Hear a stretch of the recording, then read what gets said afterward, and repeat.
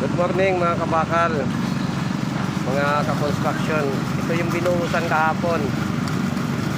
Ngayon ay pinipinis na siya. Ayan, dalawang power trowel ang ginagamit natin sa pagkinis.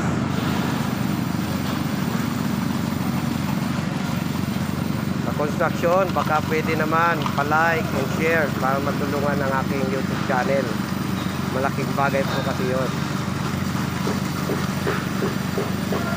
Ang natangay pala kasama sa nabuhusan ay 8 kulom. Ayun yung 3, andito yung 3, at andun yung 2 sa dulo. Bali siya 8 kulom yung natangay sa buhos. Ayan yung concrete finish natin na kalalabasan. Ayun, tapos na banda doon. Ito, tapos na yun. Ito na yung Pilipinis pa na hindi pa tapos.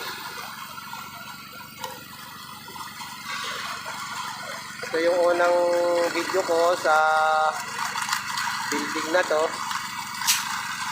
sa slab na straight to finish. Ito ay basement 5 ang nabuhusan. Bali 7 ang basement nito, kaya part 1 ito nung unang buhos sa slab. Marami pang sunod na buhos ang mangyayari nito at i-update ko rin sa inyo. Makita nyo kung paano siya natatapos, paano siya ginagawa, at unti-unti uusad itong project na to hanggang matapos doon sa ground floor niya, nakalibel ng kalsada. Maraming salamat sa dadaanan ng aking YouTube channel at manonood. Thank you so much. Malaking bagay po ito para sa aking YouTube channel.